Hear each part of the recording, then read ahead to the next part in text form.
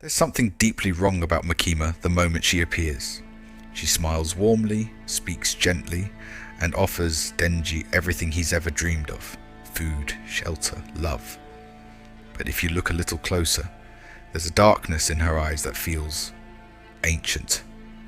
From the very first episode, you sense it. She's not a normal human, not even close.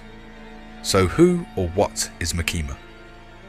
This isn't just a story about a villain. It's about something much bigger, something terrifying.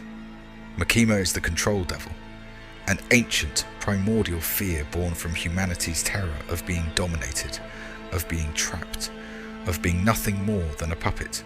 She doesn't just hurt people, she owns them. With just a whisper, a glance, a calm command, she bends others to her will. But Makima's power isn't the scariest thing about her, it's her motives. You see, Makima doesn't seek chaos like many devils. She wants order, her twisted version of peace. A world without suffering, without sadness.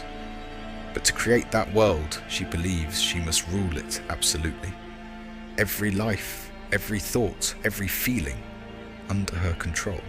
Her vision is godlike, but her methods are monstrous. And this is where her story becomes terrifyingly human. Because Makima doesn't see herself as evil. She genuinely believes she's saving the world. Her manipulation of Denji isn't just cold strategy, it's spiritual domination. She strips him of autonomy, replaces his dreams with hers, and gives him love with a leash attached. She tells him he's special, but only as long as he stays obedient, like a pet. Her past is even more haunting. As the control devil, she has lived through history's darkest moments, always influencing from the shadows. She knows how easily humans bend under pressure. She's seen empires rise and fall from manipulation. And so, when she sees Chainsaw Man, the one devil feared by all others, she sees an opportunity, not to destroy him, but to own him. Because Makima isn't just obsessed with power, she's obsessed with Chainsaw Man himself, the myth, the chaos, the purity of destruction without reason. She wants to tame it, wear it like a crown, and use it to erase the world's ugliness, on her terms. Not because it's right, but because it's hers. The most chilling part? She never raises her voice. She doesn't rage or scream. She controls with affection. She hugs Denji, praises him, feeds him, and then breaks his spirit. That's how cult leaders operate. That's how gods in myths test and torment their followers. Makima doesn't want love. She wants worship.